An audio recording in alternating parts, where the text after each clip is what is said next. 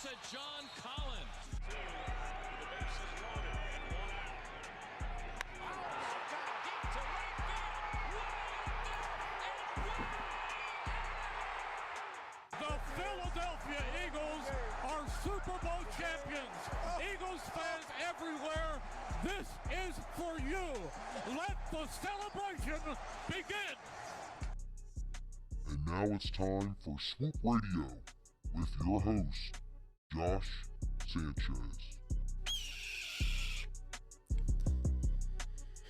What is going on, everybody? Welcome to Swoop Radio. I am your host, Josh Sanchez, and I had to play the Eagles are Super Bowl champions and had to put that in my intro because, man, just like I talked about last week about Wentz being traded and what the hell has happened 3 years since the Super Bowl championship.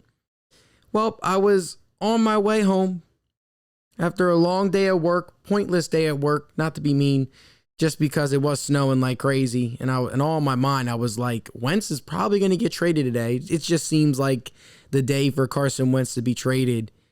And literally, seconds as I walk in the door of my house, Carson Wentz has been traded.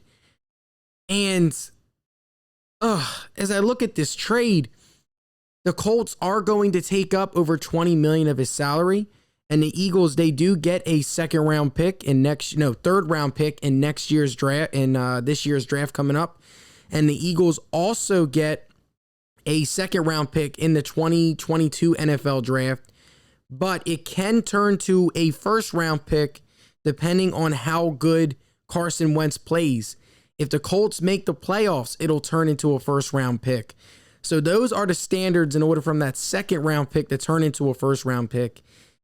And I wanted a first round pick, a definite first round pick. And I did not get that from this trade. So this is pretty much how I am feeling right now. So much pain.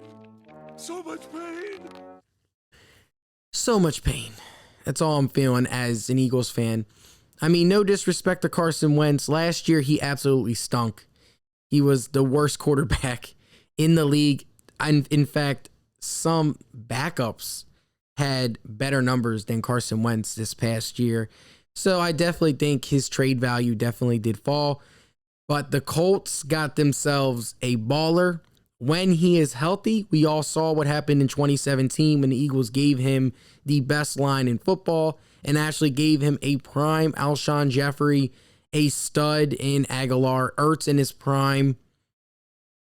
Man, it's crazy. And I have this gut feeling that Carson Wentz in Indianapolis is going to be the perfect marriage. I just have this gut feeling that Wentz and the Indianapolis Colts and Frank Wright, they're just going to know and they're just going to click and figure everything out. And I will say this right now. The Colts are going to be a legit playoff contender for years to come. Sometimes a person just needs a change of scenery. And in Philadelphia, I mean, it was really hard. Once Nick Foles won the Super Bowl, because that was Carson Wentz's Super Bowl, let's be honest. He led us to 11-2 in 2017 and was balling, and then he goes down, and then the backup ends up winning the Super Bowl. Man, it's tough. And then that following year, the Eagles go 6-7 with Carson Wentz. Nick Foles comes in, or 6-7 with Wentz. And then Nick Foles comes in, wins 3 straight games, gets the Eagles into the playoffs, and then also beats the Bears. So those two, there's no going back to that. And then even to make matters worse, 2019, he finally gets his moment and leads us to the playoffs. And then literally 4 plays in, he gets a concussion. So it's just, you know how sometimes it's weird how the universe works and how the moons and the spirits all align. And the Eagles and Carson Wentz, it just did not just seem right. So now Jalen Hurts is going to be the legit starter this year. I'm actually I'm excited for that. But you need to give your quarterback an offensive line. You need to be able to give them some damn weapons. And that's something that the Eagles do not have any of. They don't have a damn offensive line anymore. Their offensive line is getting old and has a lot of injuries. And they damn sure don't have any goddamn weapons at all. At all. You have Jalen Reagor. What is he going to turn into? We don't really have a stud receiver. Maybe we get one early in this draft. But the only thing we get for this draft is an extra third round pick. And unless this third round, and based off of Howie Roseman's draft record, it's not looking good. So as an Eagles fan, that's all I feel is pain and just anger and frustration. I knew Wentz had to go, but I wanted the first round pick. I wanted one. At least just one. For in this year's draft. So that way we have two options. We can get two stud players in the first round. Contributors. We don't get none of that. We get a third round pick. And Carson Wentz is still costing us over $34 million this year coming up. Ugh. Howie Roseman, what the hell are you doing? Do you not know? Oh my gosh. Like, what are you doing? You're a joke. You're a clown. Everyone else is gone but him. And now there's no blame. If we don't win, what is he going to do? Is he going to go? He's the only one that's remaining. I'm disgusted. Carson Wentz was a very good quarterback. He was. And I definitely think he just wasn't lucky in Philadelphia. And as a fan throughout my lifetime, this has been obviously just such an emotional roller coaster. Like, golly. It's always something with this team. That's how it's been the past 2 years. Ever since we won the Super Bowl, it's always been some sort of adversity, some sort of underdog mentality. You got rid of your coach. Okay, I thought, okay, that means that we are all in on Wentz. Wentz is going to stay. This is legit. No, we get rid of Wentz too. So what the hell are we doing? What the hell are the Eagles doing? You get rid of Doug Peterson in favor to keep Carson Wentz, and then you get rid of Carson Wentz. What the hell are you doing? Oh my God, what are you doing? I gotta play the Patrick clip again for you guys. So much pain. So much pain. Like, what are you doing? What the heck? Being an Eagle fan is so rough right now. It is. Everything we do right now just pisses me off. Howie Roseman can drink water the wrong way. I still would be pissed off. That's how much I hate him right now. He's the only one that's remaining out of the whole Super Bowl tandem. Peterson is gone. Wentz is gone. And for Wentz, I'm going to repeat myself. For Wentz, all we got was a third round pick in this year's draft and a freaking second rounder in the next year's draft. And it all depends on if the Colts will make the playoffs for it to turn into a first round pick. We didn't even get a legit solid first round pick. In NBA terms, that's like getting a first round pick with like top 15 protection. Like, what the hell is that? And this is a guy that was an MVP candidate in 2017. So now he goes to the Colts. I honestly think the Colts are going to be legit Super Bowl contenders. Wentz is from North Dakota. Indianapolis is right around the corner. I know it's probably like 5-6 hour drive. That's not my point. It's close enough. And he's united with Frank Wright. Damn. That matchup, man, those two just know how to figure out how to play with each other perfectly. So honestly, I'm going to go on FanDuel tonight. I'm just going to place $10 on the Colts winning the Super Bowl. Might as well. And if they do, I get freaking money. So that'll be my way of making peace with the stupidity that is the Philadelphia Eagles. And Howie Roseman. You just can't, words cannot describe how stupid the Eagles have been ever since they've won the Super Bowl. Let's look at their record. 9-7, 2018. 9-7, 2019. 4-11-1. Oh, no. Yes. Something like that. 4-12-1, whatever. The record stinks. This team has been mediocre. Jalen Hurts, though, I will say, I think Jalen Hurts is going to be a beast, but we have no one to throw it to, and we have no one that can protect him. Carson Wentz is going into an Indianapolis Colts team that has a top 3 offensive line in the NFL. They have young, good weapons. I know T.Y. Hilton might leave, but they have some weapons. They have Jonathan Taylor, should have been a sleeper running back. Definitely should have been in consideration for Rookie of the Year. He ran for over 1,400 yards and 10 touchdowns as a rookie. So Wentz is going to have him in the backfield. And then Wentz is also going to have Hines, another receiving running back. He's going to have Hardman on the outside. He's going to have Pascal. The Colts have something there.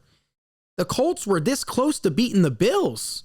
And let's be honest, like, the Colts should have won the game. And Carson Wentz is going into that situation? Now, Carson Wentz has not shown to be clutch yet. But, man, he is in a great situation. The Colts are my easily sleeper Super Bowl pick right now because of all the reasons I just said. And don't even get me started on their defense. Their defense is top 10 in football. Man, what the hell are the Eagles doing? If you're going to trade Wentz, trade him to the Bears. At least, I mean, the Bears have a good defense, but their offense is cheeks. Ugh. This is rough. This is rough. This is a rough day. I would have felt a lot better if the Eagles did get a first round pick. I would have been like, okay, all right, first round pick. But like we're still covering at least like 60% of Carson Wentz's salary next year. The Eagles still have to pay Wentz over $30 million. And the Colts are only covering up to $22 million, as I was looking at Adam Schefter. And we all know Adam Schefter, he broke the news today. And a lot of other teams are waiting to trade their quarterbacks. They're waiting for this Wentz deal. So that way, like, okay, what's the market value for other quarterbacks if I'm going to trade my guy? Because we all know a lot of other guys are looking to get traded. Deshaun Watson's looking to get traded. So those are some other names that's going to be right around the rumors. And it sucks too, because I was coming in today. I was going to have a lot of hot takes. I was going to go through, I'm still going to do it. But this freaking Wentz news and this Eagles news has just put me in a complete opposite mood. But I will get into my NBA All-Star predictions for each conference. I have everything written down. I even have my snubs. And some people are going to get butthurt by what I'm going to say on some of these rosters. Because as I was going through it and really thinking about it, the East is tough because a lot of teams stink. And it's tough. It's tough. So, and then this freaking news had to break out right when I get home. Carson Wentz is traded. Oh my God. Why? And we didn't even get a first round pick for him. And we're paying most of his salary. Howie Roseman, what the hell are you doing? Oh, God. I know you guys can hear my beard as I'm scratching it. I'm just so trying to keep it cool, man. Trying to keep it cool. Just so furious with what has happened over the course of 3 years in Philadelphia, the Eagles. What the hell has happened? They go from winning the Super Bowl to getting rid of their head coach, getting rid of their quarterback, and keeping the general manager that has failed to draft a single Pro Bowler in the past 5 NFL drafts. Facts. That's all I speak right now. All right. Well, I usually will take like a 5-minute break. I'm not going to take a 5-minute break today. I'm fired up. I'm furious. I can't stand this freaking news. So, knowing that regard, I'll probably touch on it a little bit later if anyone else decides to come on. If you guys want to get on the chat as well, we can chat. I know it's been terrible weather-wise. I had to leave work early, even though I felt like I shouldn't have had to gone into work because I looked outside. I was like, yeah, it's going to be sleeting. No one's coming today. But anyway, I've been looking forward to this live stream all day. So excited. So, without further ado, the main topic for today's podcast, and again, I'll end the podcast with Wentz, depending on how it goes. So, I got my piece of paper with me, and I have my reasons why I'm about to select the certain All-Stars I'm about to select. And once I'm done recording this live stream, I will have a picture of all my All-Star selections. And you can follow on my Instagram at swoopradio_. We can have a chat. I would love to have a chat and a discussion. So I'm going to start with the Western Conference. And I'm going to start with my starters. So the captain, obviously, of the West is going to be LeBron James. Do I even have to list reasons why LeBron James is an all-star? The man is averaging over 25 points, 7 rebounds, 7 assists. He's a model of consistency. He's a beast. And I know the Nets and the Lakers play tonight, so that's a must watch. It's a shame I wouldn't make that my game of the week. I already made my Sixers and Jazz game of the week. We did get to see Ben Simmons drop 42, so that was not really a bad game. So, man, LeBron James leads the West, and he's going to be the captain. And then my other starter, sticking with the front court, Nikola Jokic is easily going to be an all-star starter. He deserves it. He's averaging nearly a triple-double, and he's balling, and the Denver Nuggets are a playoff team. And then my third starter from the front court is Kawhi Leonard. You can hate on him all you want about Kawhi Leonard, about him and what he did in the playoffs, Game 7, how he stunk. But this year, he's been balling. He's averaging almost 27 a night.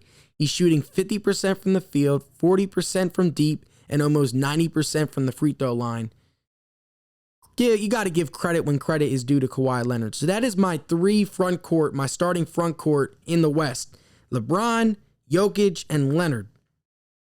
Then for my guards in the backcourt. Oh, man. Both of these guys, easy. The West, out of the two, the West is easy. Stephen Curry easily should be a starter. That man is a baller. That man is averaging over 35 a night. And he continues to get the job done. Did you guys see his game-winning shot last night? That man Curry is carrying the Warriors. He's showing everyone. And he took a lot of heat last year. I know he got hurt. But like a lot of people are like, well, he doesn't have KD, doesn't have Clay. Can he win? Well, he's proven it. The West is tough. All 8 seeds are above 500 right now. That's also how bad the Eastern Conference has been. But Stephen Curry definitely deserves the starting nod in the front court. And the other guy, and the other guard, Damian Lillard. Stop hating on this man. I understand why people will hate because he does chuck up a lot of shots. But man, this guy is clutch. He should be in the MVP conversation right now. If the season ended today, he should be right up there with Embiid, Jokic, and LeBron.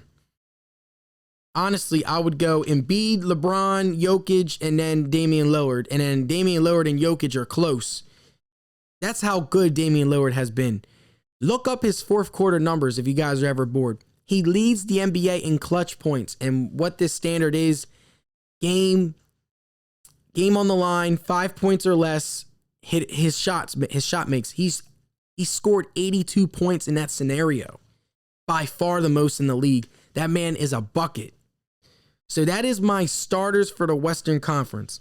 Stephen Curry, Damian Lillard, LeBron James, Kawhi Leonard, and Nikola Jokic. So that is my starting 5. Now we got to get into the reserves. And this is where it's always tough because Usually one team will have one all-star, and one playoff team by the all-star break usually has one all-star to represent, unless the team is like the Spurs. No disrespect to DeMar DeRozan. I think DeMar DeRozan has definitely been balling. He's averaging around 20 a night, but he is my all-star snub in the Western Conference just because these other guys are just on, I believe, just on another level. So, without further ado, my first reserve is Luka Doncic. Obviously, he's going to be the only starter for the Mavs. The Mavericks have had a down year this year, and he and another person I'm going to mention later are the only two players that are on a non-playoff team. So, Luka Doncic is averaging around 27, 28 points a night, 8 rebounds, 8 assists, easy. Without him, the Mavericks are a lottery team. He's an all-star, well-deserved Luka Doncic. My other reserve, Paul George, just how, again, same thing as Kawhi, a lot of hate, and I understand why, he deserves it. Pandemic P is a real thing. That man can't, I don't know what it is. You put him in a game 7, he's going to shoot 4 of 20. No disrespect to Paul George, but the facts are the facts. Paul George, again, is just like Kawhi Leonard, shooting 50, 40, 90 from the field. He has been balling. The Clippers actually have been playing a lot better this year than they were last year. Paul George and Kawhi Leonard are the two players for the Clippers. My other reserve, 3. So I should have definitely introduced this beforehand. So there's 12 spots on each team. So I already named my starters. So now we're at number 8 on my list. Anthony Davis is going to make the All-Star team, obviously. But because of his injury and his Achilles, he's probably not going to play. But Anthony Davis is going to get the nomination. Who I think replaces Anthony Davis is Rudy Gobert, just because this Utah Jazz team is the number 1 seed in the Western Conference, and they definitely deserve 2 All-Stars. I also have Donovan Mitchell. I might as well make that my other selection too. So I also have Donovan Mitchell making it as a reserve as well. So those are my 2 Jazz players that gets in. Both of them guys are balling. Rudy Gobert is averaging a double-double. And he is the leading candidate, even I think he doesn't deserve it right now. Ben Simmons should be the leading defensive player of the year candidate. But I also am biased because I love my Philadelphia 76ers. But Rudy Gobert plays great defense. He protects the paint. And he gets more than 10 a night, 10 boards. And I mean, he wouldn't get in, but because of Anthony Davis's injury, and there also needs to be a big man, like I can't just have all guards on this roster. So Rudy Gobert gets in as Anthony Davis's replacement for the All-Star game. And then just like I mentioned, Donovan Mitchell, the man's balling. He's averaging 25 a night, 50% from the field, like almost 40% from three-point range. He is a great leader. Donovan Mitchell, got to give props to you. And that is also my All-Star reserve. So now I have 3 more spots on my All-Star team in the Western Conference. And 2 of those guys are going to be Phoenix Suns, Chris Paul and Devin Booker. The Phoenix Suns are 18-10. Chris Paul, he might not have the numbers to be an MVP candidate, but he should be right there in the discussion too in terms of overall impact, most valuable player to a team. Chris Paul is the Suns' veteran leader. In the 4th quarter, I mean, we saw it. I know my Sixers fans, we saw it when we took on the Suns on Saturday. Who was taking all the clutch shots? I know Devin Booker hit a couple dagger threes, but Chris Paul was getting into the mid-range, setting up his teammates. Chris Paul has made DeAndre Ayton better. Chris Paul is just a great leader. Arguably top 5 point guard of all time. Him and Devin Booker both deserve to be all-stars. Again, Phoenix Suns are a legit playoff contender. They play great defense. Monty Williams is a great coach for them. They have it all figured out. I'm happy for Phoenix. About time Phoenix is a contender. So, and then my last spot in the West, and before I get into the East, I'll recap everyone that I have on my All-Star team. And on the West, my last All-Star selection is going to be also because he's very popular. And also, he's an absolute beast. His field goal percentage is like the highest since Shaq. and that is Zion Williamson. I think he gets his first nomination for the Pelicans. Look up his numbers. It's going to come down to him, Brandon Ingram, and DeMar DeRozan getting that final spot. But Zion Williamson, his field goal percentage is sky high. He's averaging over 26 points a game. And the Pelicans are a borderline playoff team. He's balling. And again, he's just an explosive athlete. And fans love to see him. His game is meant for the All-Star game. So that is my last spot and my final spot. So yes, I definitely do have some snubs. No disrespect to all the people that I did snub. But the West, my All-Star selections for the entire Western Conference: LeBron James starter, Jokic starter, Kawhi Leonard starter. Backcourt: Stephen Curry, Damian Lillard. Reserves: Luka Doncic, Paul George, Anthony Davis. But since AD won't play, Rudy Gobert will take his spot. Donovan Mitchell, Devin Booker, Chris Paul, and Zion Williamson.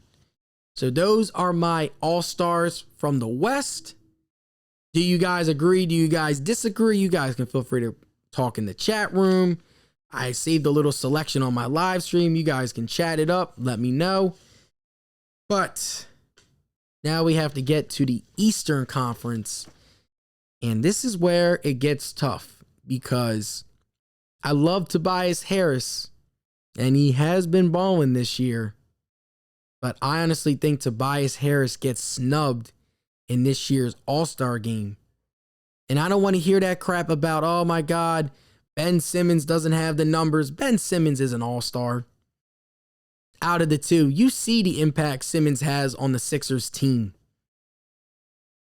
And for my Celtics fans, oh my God, Simmons and Tatum are both great players. Don't say that Tatum's better than Simmons, just like how Sixers fans don't say that Simmons is better than Tatum. I don't want to hear that nonsense, even though Ben Simmons, despite not having a jump shot, has a better career high than Jason Tatum. That's all I'm going to say. The facts are the facts. All right, but let's get to my Eastern Conference All-Stars. So, becoming the captain of the All-Stars, Kevin Durant is going to be, he's the leading vote getter right now in the Eastern Conference. So LeBron and KD will be Team KD versus Team LeBron. And what else can I say about Kevin Durant? Just like LeBron James, he comes back from an Achilles tear, averages over 30 on 50% shooting from the field, 45% from three-point range, and almost 90% from the free throw line. That's all I have to say about Kevin Durant. He's a baller. My second person in the front court, Joel Embiid. Obviously, man, I've been watching him all year. He has been balling this year. He's averaging over 29 points. He does need to get his rebounds up a little bit. Let's be honest. He does get outboarded sometimes. But he's averaging about 11 rebounds and 3 assists. He has scored over 30 plus points in his past 11 games. Or 10 games, somewhere around there. Joel Embiid is easily the starter. And if it wasn't for him missing games, I honestly think, even though Kevin Durant's missed games too, so he might honestly be the leading vote getter, but KD's more popular. No disrespect to Embiid. KD's just more popular. It's KD. So Embiid will be the second starter, in my opinion, in the front court. And then the third starter is Giannis Antetokounmpo. I mean, again, the Bucks have not been as good as they were last year, but Giannis is still Giannis. He's still balling, easily a starter. So those are my 3 starters in the front court. Now the backcourt, it gets interesting. So for my first backcourt, I got to go Bradley Beal, and Bradley Beal is going to be the only guy on my list, I believe, in the Eastern Conference that gets in, that is on a non-playoff team. Just because without Bradley, man, Bradley Beal has been balling. He's leading the league in scoring. He's averaging around 34 points a night. The man is a bucket. He should get traded to a contender. He definitely deserves it. He is a leader on his team. It's just his team stinks. I mean, I've seen Raul Neto and the dish from Ish Smith. Like, what the hell? Who the heck are they? No disrespect. But let's be honest, I was a Sixers fan, and I've been a Sixers fan for a very long time. When the Sixers stunk, all I heard was the dish from Ish, and I wanted to throw up every time I heard that because I'm like, we stink. I don't care how many dishes he drops. The Sixers stink, and that's what the Washington Wizards have to go through. Ish Smith is not a good player. He's just not. And if that's your backup point guard, man. So, long story short, Bradley Beal is the starter in the Eastern Conference backcourt. And then my other guy, James Harden. James Harden is the point guard of the Brooklyn Nets. Unlike Kyrie, even though I get why Kyrie took a break, James Harden shows up day in and day out. Yeah, he got traded. He switched conferences, but he's been better than advertised with the Brooklyn Nets. James Harden is my starter. So my 5 starters for the Eastern Conference: James Harden, Bradley Beal, Kevin Durant, Giannis Antetokounmpo, and Joel Embiid. So that is my starters. So my starters are pretty solid. I didn't have any problems with them. But it got tough with the reserves because, man, there's a lot. There's no, like, the East, other than the Sixers and Nets, everyone else seems like they're trending around 500 right now. So, my first reserve is Ben Simmons, just because the Sixers are the number 1 seed in the Eastern Conference, just like how I talked about the Jazz having 2 All-Stars because they are the number 1 seed. Got to give props when props is due to the Sixers. They are the number 1 seed in the East. Ben Simmons and Joel Embiid are going to be the All-Stars for the team. Tobias Harris might get in depending on if someone doesn't want to play or injury. But Ben Simmons and Joel Embiid. Ben Simmons is number 2 in the Defensive Player of the Year voting. Should be number 1 because he did just drop 42 on Rudy Gobert. Ben Simmons can guard 1 through 5. He's a beast. And he makes his teammates so much better. Like the Sixers shooting from 3-point range, they're shooting over 41% when Ben Simmons is on the court versus 29% when he's off the court. And if that doesn't scream Hall of Fame dimer on NBA 2K, Ronnie 2K, come on, man, get it together. Ben Simmons should have Hall of Fame dimer. But anyway, that's another topic for another discussion. So Ben Simmons is my first reserve coming from the Eastern Conference. My second reserve, got to go Jason Tatum and Jaylen Brown. Both of those guys, so I'll combine them together because they're the 2 All-Stars from the Celtics. I'm sorry, Boston fans. Please don't give me Kemba Walker is an All-Star. Please don't. He has been stinking it up this year. And I know he's coming off of injury, so I know it's going to take him some time.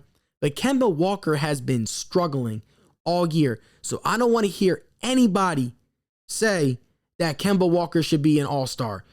The Celtics, you're only getting 2 All-Stars, and it's going to be Jaylen Brown because he's averaging almost 27 a night.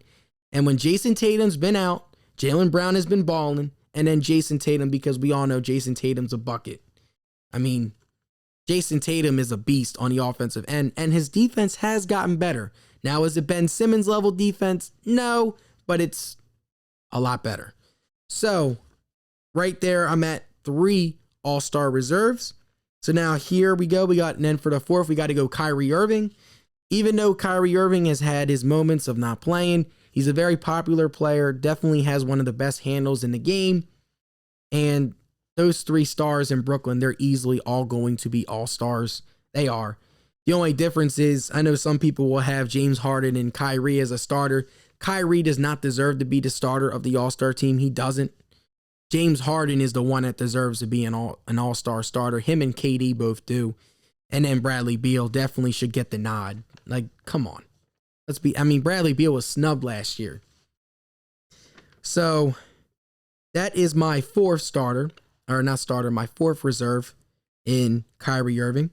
My 5th, since the Pacers are technically a playoff team, I'm going to go Sabonis as their 1 all-star representative. Sabonis is averaging 21 points, 12 rebounds. He's also dropping dimes all around the court. I know Brogdon has really stepped up and has been better, but I put Brogdon in the Tobias Harris range, where it's like if someone decides not to play in the All-Star game, he definitely will get a nod, especially from the guard standpoint. And I can honestly make a case for either him or Trae Young, because the Hawks have not been as good as they were supposed to be this year. But Sabonis is my 5th All-Star reserve. And then my 6th, so this is where it gets tough, because now we're down to the last 2 spots. And this is where I was spending at least 30 minutes deciding to an hour who's going to get in. Because Trae Young, he has been balling. He's averaging 25. He's averaging 8 assists. But he does not play any defense. And the Hawks have really disappointed me. But I just have this gut feeling that he's still going to get in. Just because, again, like, the Hawks have had a lot of injuries. He is still the leader of their team. And the Hawks are close to making the playoffs. They are. I think they're like a game out. The Eastern Conference it's nothing compared to the West. But yeah, so I have Trae Young as my 6th spot. And then my last spot, it's going to come down to Julius Randle or Bam Adebayo. That's what the final spot's going to come to. On one end, you have a Miami Heat team that's 12-17. Yeah, they have had their problems with COVID-19, and they've really struggled in that regard with COVID-19, and also coming back from the short protocol and shortest offseason in NBA history, in pro sports history. But Bam Adebayo, that being said, Bam Adebayo has been balling. He's been the consistent player out of everyone on the Heat team. Jimmy Butler's not going to get in. Jimmy Butler's missed too many games, and he's been inconsistent. Same with Tyler Hero, Duncan Robinson, all them. The Heat's best chance of having an all-star is Bam Adebayo. So yeah, Bam Adebayo on that one end, he's averaging about close to 20 points, 10 rebounds. He's balling. And then you also have Julius Randle on the Knicks. And the Knicks are a playoff team right now. They are a 6th seed in the Eastern Conference. And Julius Randle is the only Knick to average more than 20 points, 10 rebounds, and 5 assists. He's been doing it all. He's been the leader for the Knicks. And I mean, I've never been so hype over a team that's under 500, but that's just how much of a joke the New York Knicks have been for years. And Julius Randle's been balling. I got to give him his props. I honestly think that he gets in over Bam Adebayo this year because of the way the Knicks are playing. They are an all-star team, and they've also beaten a lot of playoff teams. They have whooped the Celtics on the 2 times that they matched up against each other. Julius Randle is my 7th and final selection, so that means Bam gets snubbed. Vucevic, he gets snubbed. So those are other guys that Colin Sexton, he gets snubbed, even though Colin Sexton, he had a case, but now the Cavs are on an 8-game losing streak, and he's not getting in now. Brogdon and Tobias Harris are also going to be snubs. So, I mean, it's tough. It's hard making these rosters. There's only 12 spots each roster. I definitely think that they should expand it at least to 15 because, I mean, there's so many guys that you're just missing out on. So, to wrap up this long topic, so here is my West and here is my East stars. So, Western Conference, LeBron James, Nikola Jokic, Kawhi Leonard, Stephen Curry, Damian Lillard. Those are my starters. Reserves, Luka Doncic, Paul George, Anthony Davis, then replaced by Rudy Gobert, Donovan Mitchell, Devin Booker, Chris Paul, Zion Williamson. In the East, my starters, Kevin Durant, Giannis Antetokounmpo, Joel Embiid, James Harden, and Bradley Beal. And my reserves, Ben Simmons, Jason Tatum, Jaylen Brown, Kyrie Irving, Sabonis, Trae Young, and Julius Randle. So that is my all-star selections. Let's see how they turn out. Hopefully, I'll be 10 for 10 on the starters. Because I honestly could see Kyrie being a starter. Do I think he deserves it? No, not really. I definitely don't think that Kyrie deserves to be a starter, but he definitely deserves to be in an all-star team. But yeah, I mean, as I was thinking about the rosters and talking about the Wentz trade and stuff, and as I'm about to finish this topic, we're gonna take a very quick 5-minute break here on this live stream, and then when we get back, I'll give you guys a NBA standings update. Who's been balling lately, and then we're also gonna talk about the Anthony Davis injury. So you guys are listening to Swoop Radio with Josh Sanchez. We will be right back.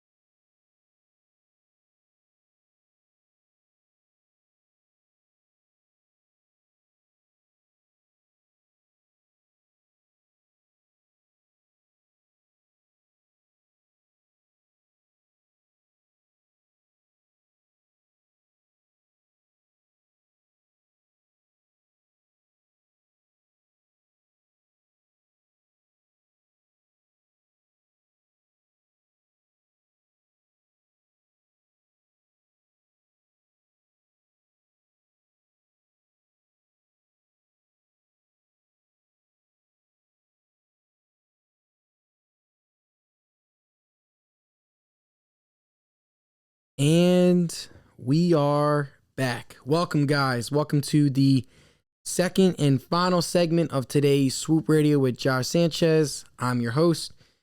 Man, I just needed to take a quick five just to be like, really, like, Wentz has really been traded, and really got into a lot of great discussion with the all-star selection. So now with this segment, I have a couple things to talk about because we are in the middle of the NBA season, and we got to get into some injuries that have taken place, because Anthony Davis took a huge injury, and I get why. I'm tired of people saying, well, oh, it's just a minor injury. Like, no, like, you gotta understand, your calf muscle is connected to your Achilles.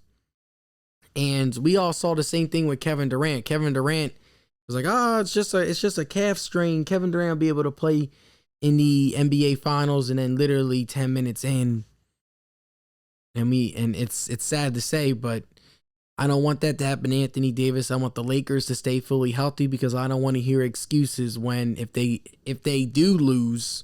I don't want to hear excuses while Anthony Davis didn't play and that's why they didn't win. So I want to see everybody at full strength. That's another reason why, like, I'm upset that Klay Thompson got hurt. I wanted to see him play.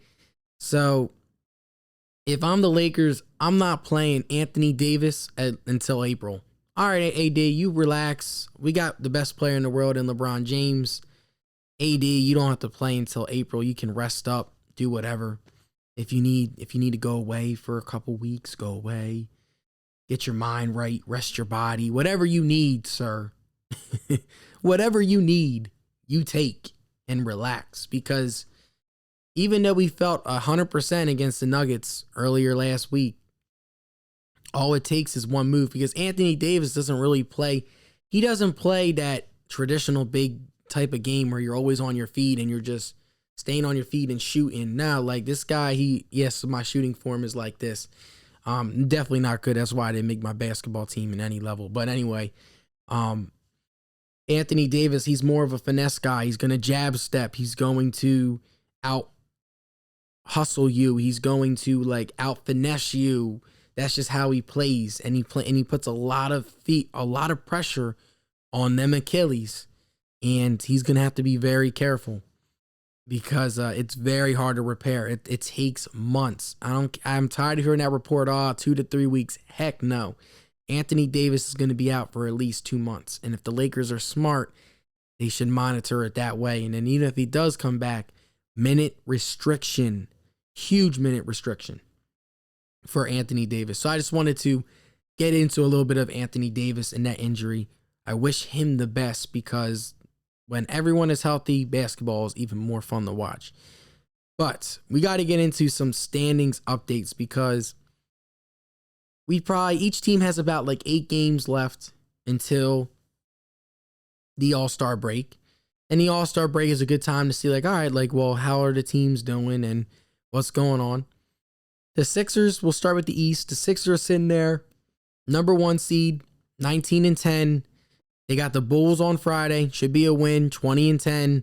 Then they got 2 on the road against the Toronto Raptors, even though they're playing in Florida.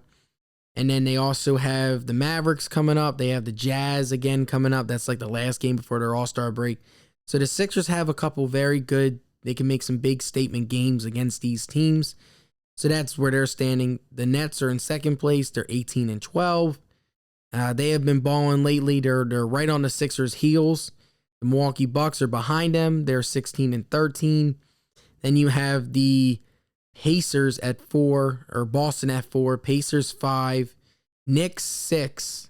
I'm like, dang, like, okay, New York, I see you. So, and then the rest of the pack is the rest of the pack. I don't really care about the 7 to 8 seeds. They're just trying to figure it out.